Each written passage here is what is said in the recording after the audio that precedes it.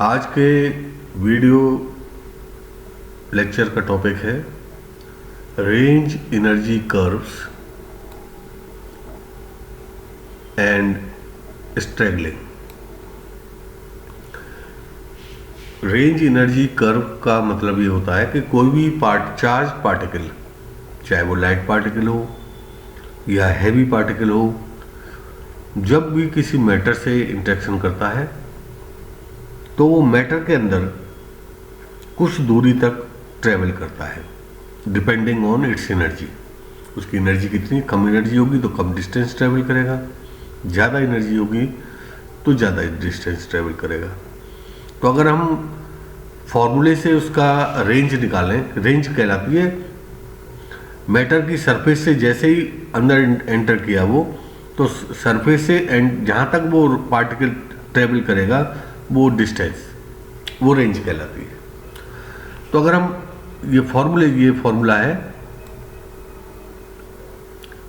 इस फॉर्मूले से अगर हम कैलकुलेट करें रेंज, तो एक निश्चित कोई भी पार्टिकल हो, एक निश्चित फिक्स एनर्जी का पार्टिकल है, उसकी रेंज फिक्स होगी फॉर्मूले के अनुसार। ये फॉर्मूला है range is equal to integral initial energy EI है, और वो पार्टिकल तब तक मैटर के अंदर ट्रेवल करता रहेगा जब तक कि उसकी एनर्जी कितनी नहीं हो जाती, 0। तो इसको अगर हम इंटीग्रेट करें तो इसमें अगर हम ऊपर -DE से और नीचे DE से मल्टीप्लाई कर दें और dx को नीचे ले आए तो ये इक्वेशन बन जाती है हमारी, ठीक है। और माइनस से, ये ऊपर जो माइनस है, इससे हम लिमिट्स को इंटरचेंज कर लेते हैं 0 to ∞। तो इस फॉर्मूले से हम पार्टिकल की रेंज निकाल सकते हैं। तो बहुत सारे आइडेंटिकल पार्टिकल्स हों, चाहे वो इलेक्ट्रॉन हो, प्रोटॉन हो, कोई भी हो, फिक्स इस फॉर्मूले के अनुसार अगर उनकी एनर्जी फिक्स है तो उनकी रेंज सबकी फिक्स होगी, यानी एक निश्चित डिस्टेंस ही ट्रेवल करेंगे वो। मान लीजिए यहाँ मैटर स्टार्ट हुआ और यहाँ तक ट्रेवल किया उन्होंने, ठीक है ना, तो सभी की रेंज सेम आएगी। लेकिन प्रैक्टिकली ऐसा नहीं होता, ठीक है ना। फॉर्मूले से तो एक निश्चित एनर्जी के पार्टिकल की एक निश्चित रेंज आएगी, फिक्स रेंज आएगी, लेकिन practically it is not possible. तो मैं एक बार the minimum distance a charged particle moves through a stopping material, कोई भी स्टॉपिंग मटेरियल जिससे वो इंटरेक्शन कर रहा है, वो मटेरियल उसको अंदर जाके आगे जाके स्टॉप कर देगा, तो वो उसको बोलते हैं स्टॉपिंग मटेरियल। तो moving through a stopping material before it comes to rest, जब तक वो रुक नहीं जाता तब तक वो चलता रहेगा उस पर। यानी जब रुकेगा कब, जब उसकी एनर्जी 0 हो जाएगी। इनिशियल एनर्जी EI थी और फाइनल एनर्जी जब तक 0 नहीं होती वो मूव करता रहेगा। Called range of the particle, इसी को हम बोलते हैं रेंज ऑफ द पार्टिकल। जैसे टॉपिक है हमारा range energy curve and struggling. तो स्ट्रैगलिंग अभी मैं बाद में बताऊंगा। तो इस फॉर्मूले से हम थियोरेटिकली रेंज निकाल सकते हैं, और एक फिक्स एनर्जी के जितने भी पार्टिकल होंगे, same particle, same type of particle, किसी एक सेम एब्जॉर्बिंग मटेरियल में सेम रेंज आएगी इस फॉर्मूले से अगर निकालेंगे हम। लेकिन जैसे मैंने बताया practically it is not possible. For a particle of incident energy EI the range is given by this formula. अब थ्योरेटिकल जो रेंज है R, ये प्रैक्टिकल रेंज से डिफरेंट क्यों होती है इसको हम बताते हैं। अब जैसे मान लो फॉर एग्जांपल लाइट पार्टिकल है, लाइट पार्टिकल में हमने क्या लिया, इलेक्ट्रॉन ले लिया। तो इलेक्ट्रॉन कैसा होता है, बहुत ही लाइट पार्टिकल होता है। जैसे ही मैटर में किसी भी सब्सटेंस से, कोई भी सब्सटेंस है एब्जॉर्बिंग मटेरियल, उसकी एक स्लैब ले लें, तो उसे जब इंटरेक्शन करेगा, क्योंकि ये बहुत लाइट पार्टिकल है, तो जब ये एक एटम से इंटरेक्शन करेगा इसका पाथ चेंज हो जाएगा, स्कैटर हो जाएगा दूसरे डायरेक्शन में, फिर दूसरे से इंटरेक्शन करेगा, फिर इसका पाथ चेंज हो जाएगा। तो इसके फलस्वरूप क्या होगा, ये जो इलेक्ट्रॉन है ये हर इंटरेक्शन के बाद अपना जो पाथ चेंज करता रहेगा, इसका पाथ चेंज होता जाएगा। ये जरूरी नहीं आगे की तरफ भी चला, पीछे भी लौट सकता है, आगे भी जा सकता है। तो इंटरेक्शन पर डिपेंड करेगा वो किस तरह टाइप का इंटरेक्शन हो रहा है। इंटरेक्शन से वो थोड़ा तिरछा भी हो सकता है, सीधा भी जा सकता है, पीछे भी लौट सकता है। तो इस तरह से जो इलेक्ट्रॉन जब मैटर से इंटरेक्शन करता है तो उसका जो पाथ होगा वो जिग जैग बोलते हैं हम। ये जिग जैग टाइप का पाथ होता है। ये हाईलाइट नहीं हो रहा है, तो ये जिग जैग टाइप का पाथ वो बनाता है। इसको मैं फिगर में दिखाता हूँ यहाँ पर। जैसे मान लीजिए ये जो एब्जॉर्बिंग मटेरियल है उसकी एक स्लैब है, ठीक है ना, ये कोई भी थिकनेस हो इसकी। अब इस पर इलेक्ट्रॉन्स इंटरेक्शन कर रहे हैं, बहुत सारे इलेक्ट्रॉन्स हमने इस पर डाल दिए, इंटरेक्शन कराया। तो एग्जाम्पल के रूप में मैंने 3 इलेक्ट्रॉन लिए हैं। ये इलेक्ट्रॉन आया, यहाँ पहले एंटर होते इंटरेक्शन किया, ये इधर स्कैटर हो गया, फिर यहाँ इंटरेक्शन किया, इधर स्कैटर हो गया, फिर इधर स्कैटर हो गया। इस तरह से स्कैटर होते होते लास्ट में यहाँ पहुँच गया, यहाँ इसकी एनर्जी 0 हो गई। दूसरे पार्टिकल के इलेक्ट्रॉन को लो, ये इंटरेक्शन करता गया, स्कैटर होता गया, और ये वापस यहाँ से इंटरेक्शन किया, यहाँ से बैक स्कैटरिंग हो गई इसकी, यहाँ पर आ गया। तीसरा इलेक्ट्रॉन यहाँ पहुँच गया। तो इस तरह से अलग अलग इलेक्ट्रॉन पार्टिकल, अलग अलग इलेक्ट्रॉन अलग अलग डिस्टेंसेस में कवर करेंगे। लेकिन जो इलेक्ट्रॉन ने जो एक्चुअल डिस्टेंस ट्रेवल की वो तो ये थी, यहाँ से यहाँ आया, यहाँ से इधर गया, इधर गया, ये इस तरह से जिगजैग। अगर हम इसको इस जिगजैग पाथ को स्ट्रेच कर दें तो एक्चुअल पाथ लेंथ तो लंबी ज़्यादा हो जाएगी, लेकिन पार्टिकल कहाँ रुक गया, यहीं यहाँ आके रुक गया, ये यहाँ आके रुक गया। लेकिन अगर इसको हम यहाँ से लेके और इसको स्ट्रेच कर दें तो ये पाथ लेंथ करीब करीब यहाँ तक आ जाएगी। एक्चुअल पाथ लेंथ तो काफ़ी ज़्यादा है, लेकिन पार्टिकल की जो रेंज है वो यहीं तक है। इसी तरह से इस इलेक्ट्रॉन की रेंज यहाँ तक हो गई, इस इलेक्ट्रॉन की रेंज यहाँ तक है। एक्चुअल पाथ लेंथ तो ज़्यादा हो सकती है, लेकिन रेंज अलग अलग हो गई। तो इसमें क्या होता है कि एक मिनिमम ऐसी पोजीशन होगी जहाँ तक मिनिमम रेंज वाली होगी, एक मैक्सिमम रेंज वाली होगी। तो इन दोनों पोजीशंस के बीच में जितने भी इलेक्ट्रॉन्स, सारे इलेक्ट्रॉन्स क्या है, इलेक्ट्रॉन्स तो आइडेंटिकल पार्टिकल्स हैं सारे के सारे, सभी की एनर्जी सेम है, लेकिन अलग अलग डिस्टेंस कवर कर रहे हैं, अलग अलग रेंज सबकी अलग अलग है। तो इसमें क्या होगा, जो कहीं पर एक बीच में एक मीन रेंज होगी, वहाँ तक मैक्सिमम इलेक्ट्रॉन पहुँच जाएंगे। उसके कम रेंज पर इलेक्ट्रॉन की संख्या कम हो जाएगी, उसके ज़्यादा रेंज पर भी इलेक्ट्रॉनों की संख्या कम हो जाएगी। मैक्सिमम रेंज पर भी पहुँचने वाले इलेक्ट्रॉन बहुत कम होंगे, मिनिमम रेंज पर भी पहुँचने वाले इलेक्ट्रॉन की संख्या कम होगी, लेकिन बीच में कहीं जो रेंज है वहाँ पर मैक्सिमम इलेक्ट्रॉन पहुँचेंगे। तो जो इस तरह की जो कर्व होती है उसको गॉसियन कर्व बोलते हैं। इससे ये मैंने बताया, यहाँ तक तो मैक्सिमम इलेक्ट्रॉन पहुँचेंगे, उससे कम रेंज पर कम इलेक्ट्रॉन पहुँचेंगे, उससे ज़्यादा रेंज पर भी इलेक्ट्रॉन की संख्या कम होती चली जाएगी। तो ये मीन रेंज कहलाती है। ये RE क्या है, मीन रेंज। जो RE जहां तक, जिस रेंज तक मैक्सिमम पार्टिकल पहुंचते हैं उसको हम मीन रेंज बोलते हैं, और इस रेंज को बोलेंगे हम RP।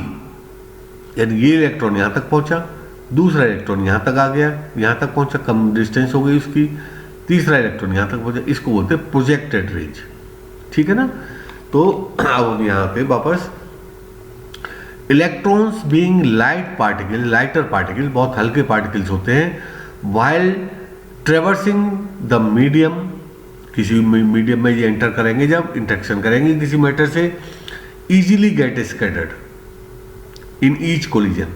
हर कोलिजन के बाद इनका स्कैटरिंग हो जाएगी। अब स्कैटरिंग का डायरेक्शन क्या होगा, it is not pre decided, ये पहले से कोई डिसाइड नहीं कि किस डायरेक्शन में इनका स्कैटरिंग होगी। This give rise to a zigzag path. तो जब चित्र में बताया था मैंने फिगर 1 में, एक जिग जैग पाथ टाइप का पाथ बनाते हैं। The range is much smaller then actual path length. Actual path length तो क्या कौन सी कहलाएगी, यहाँ ये मान लो धागा है कोई एक, और इसको यहाँ से लेके यहाँ तक स्ट्रेच कर दो तो ये धागा यहाँ तक बढ़ जाएगा, तो ये तो एक्चुअल पाथ लेंथ हो गई।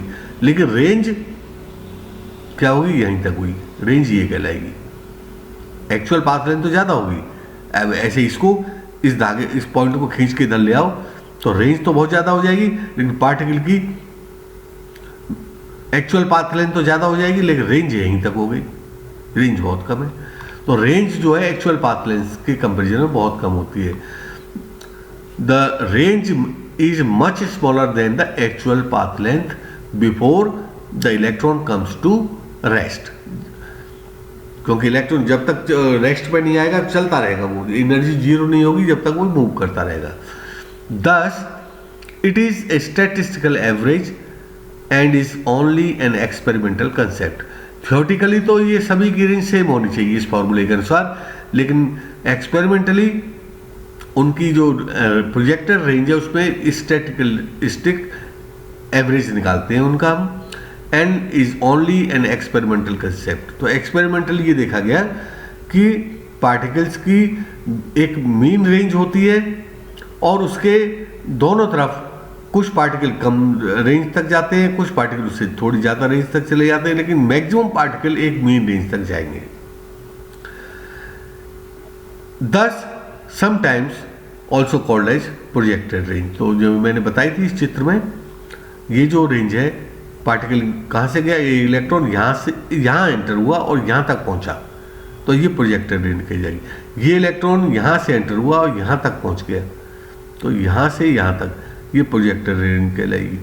इसी तरह से इसकी प्रोजेक्टेड एक्चुअल पाथ लेंथ तो ज़्यादा है लेकिन प्रोजेक्टेड रेंज कम है। अब हम आते हैं हैवी चार्ज पार्टिकल के पास। चूँकि इलेक्ट्रॉन कैसा है, लाइट चार्ज पार्टिकल, तो इजीली स्कैटर हो जाता है, लेकिन heavy charge particle easily scatter नहीं होते। On the other hand the heavy charge particle do not easily scatter and move through the medium almost straight. सीधी रेखा में, सीधी लाइन में चलते जाते हैं और हर इंटरेक्शन में एटम से जब इंटरेक्शन करेंगे तो एनर्जी लूज करते जाते हैं और ये तब तक मूव करते रहेंगे जब तक एनर्जी जीरो नहीं हो जाती। लेकिन इसमें एक डिफरेंस ये है कि मान लीजिए पार्टिकल की एनर्जी इतनी कम हो गई कि वो नेक्स्ट पार्टिकल को, नेक्स्ट एटम को आयनाइज न तो आयनाइज कर सकता न एक्साइट कर सकता, लेकिन उसमें एनर्जी है तो वो आगे मूव कर जाएगा, लेकिन एटम को आयनाइज और एक्साइट नहीं करेगा। तो हम जो रेंज निकालते हैं वो वहीं तक निकालते हैं जहाँ तक एब्जॉर्बिंग मटेरियल के एटम है या एटम है वो आयनाइज हो जाते हैं, वहीं तक पता लगता है। उसके आगे अगर वो मूव कर गया तो उस पाथ लेंथ का हमें पता नहीं लगेगा क्योंकि उसने उस एटम को आयनाइज किया। तो किसी फिक्स एनर्जी का जो हैवी चार्ज पार्टिकल है वो उसकी जो एक्चुअल पाथ लेंथ है वो जो ऑब्जर्व पाथ लेंथ है उससे डिफरेंट हो सकती है। The range of a heavy charge particle may be slightly different than given by equation 1। Equation 1 से तो पूरी पाथ लेंथ आएगी, लेकिन यहाँ तक मान लीजिए यहाँ तक, लेकिन मान लीजिए यहाँ से और यहाँ तक उसकी जो एनर्जी थी वो इतनी नहीं थी कि वो किसी पार्टिकल को आयनाइज कर सके या एक्साइट कर सके, लेकिन वो आगे मूव कर गया। तो एक्सपेरिमेंटली तो यहाँ तक ही ऑब्जर्व होगी उसकी पाथ लेंथ, लेकिन वो मूव यहाँ तक कर गया है, तो दोनों में डिफरेंस होता है। ठीक है ना। तो the range of heavy charge particle, मैंने बताया range may be slightly different than given by equation 1 because during the process of excitation or and ionization the energy loss takes place in discrete amount। किसी भी atom को excite या ionise करने के लिए एक फिक्स अमाउंट ऑफ एनर्जी चाहिए, उससे कम होने पर वो आयनाइज कर सकता है ना एक्साइट कर सकता है, लेकिन पार्टिकल में एनर्जी उससे कम है तो वो आगे मूव तो कर जाएगा लेकिन आयनाइज एक्साइटेशन नहीं करेगा, leading to the statistical variation in the amount of energy lost per unit path length. तो इस तरह से पर यूनिट पाथ लेंथ में जो एनर्जी लॉस है उसमें थोड़ा वेरिएशन आ जाता है। 10। अब चाहे वो लाइट चार्ज पार्टिकल हो, चाहे हैवी चार्ज पार्टिकल हो, आइडेंटिकल चार्ज पार्टिकल, एक जैसे चार्ज पार्टिकल ले लो, उनकी सबकी एनर्जी सेम ले लो, फॉर्मूले से तो रेंज सेम आएगी, लेकिन experimentally it has been observe that उनकी जो रेंज है उसमें एक वेरिएशन होता है। सभी पार्टिकल एक फिक्स डिस्टेंस कवर नहीं करते, कुछ पार्टिकल मिनिमम डिस्टेंस कवर करते हैं, कुछ पार्टिकल मैक्सिमम डिस्टेंस कवर करते हैं, और मैक्सिमम पार्टिकल उनके दोनों के मिनिमम मैक्सिमम के बीच में एक पीक आती है, उस डिस्टेंस तक तो मैक्सिमम पार्टिकल पहुंच जाते हैं। तो 10 identical charge particles all having the same initial velocity do not all have the same range. मैंने जैसे बताया आइडेंटिकल पार्टिकल भी आइडेंटिकल ले लें हम, जैसे प्रोटॉन ले लें, सबकी एनर्जी सेम ले लें, एब्जॉर्बिंग मटेरियल भी सेम ले लें, लेकिन सबकी रेंज सेम नहीं होती। फॉर्मूले से तो सबकी सेम आ जाएगी, लेकिन एक्सपेरिमेंटली वो सेम नहीं होती। It is found that ranges are distributed over a small interval about the mean range. जैसे मैंने बताया फिगर में, मीन रेंज के दोनों तरफ ये रेंज डिस्ट्रीब्यूटेड रहती है। कुछ पार्टिकल केवल यहीं तक पहुंचेंगे, कुछ पार्टिकल यहाँ तक भी पहुंच जाएंगे, लेकिन उनकी संख्या कम होगी, इनकी भी संख्या कम होगी, और सबसे ज़्यादा संख्या किसकी होगी? जिनकी रेंज RE के बराबर होगी। तो इस तरह से उनकी संख्या वेरी करती है। तो इस कर्व को मतलब गॉसियन कर्व, इस तरह की कर्व गॉसियन कर्व कहलाती है। This phenomena is called range struggling. अब पार्टिकल्स की जो रेंज है वो मिनिमम रेंज ये है, मैक्सिमम रेंज है, तो इसी को बोलते हैं रेंज स्ट्रैगलिंग। स्ट्रगल कर रहे हैं वो, कुछ पार्टिकल यहाँ तक पहुँच पा रहे हैं, कुछ पार्टिकल यहाँ तक पहुँचे। एक एग्जाम्पल समझ लीजिए, मान लीजिए 1000 बच्चों को दौड़ाया जाए एक ही समय पर, सभी बॉयज़ हैं, उनको कहा जाए कि आपको आधा घंटा दौड़ना है, तो आधा घंटे बाद अगर हम देखेंगे तो कुछ बच्चे बहुत कम डिस्टेंस ट्रेवल करेंगे, कुछ बच्चे आगे निकल जाएंगे, और मैक्सिमम बच्चे बीच में रह जाएंगे। तो वो उसी टाइप की ये कर्व है। ये कम डिस्टेंस कवर करने वाले बच्चे हैं, ये ज़्यादा डिस्टेंस कवर करने वाले, मैक्सिमम बच्चे एक मीन रेंज तक पहुंच जाएंगे। Since number of collisions are large and independent of each other, किसी पार्टिकल ने एक एटम से इंटरेक्शन किया, फिर दूसरे से इंटरेक्शन किया, तो पहले एटम से इंटरेक्शन दूसरे एटम से इंटरेक्शन से बिल्कुल इंडिपेंडेंट होता है, कोई दोनों का आपस में कोई रिलेशन नहीं होता है। Hence the distribution of range may be expected roughly to be a Gaussian। तो जो डिस्ट्रीब्यूशन है रेंज में वो कैसा होता है? गॉसियन। यानी गॉसियन मतलब ये जो कर्व है, ये कर्व गॉसियन कर्व कहलाता है। ये इस मीन रेंज के दोनों साइड में सिमेट्रिकल होती है, इस कर्व को बोलते हैं हम गॉसियन कर्व। तो इस टाइप का रेंज में डिस्ट्रीब्यूशन होता है। मिनिमम रेंज ये है, मैक्सिमम रेंज ये है, लेकिन मीन में बीच में एक मीन रेंज आती है। ये मीन रेंज, उसके दोनों तरफ ये कर्व सिमेट्रिकली कम, पार्टिकल्स की संख्या कम होती जाती है, तो इसको हम गॉसियन डिस्ट्रीब्यूशन कर्व भी कहते हैं।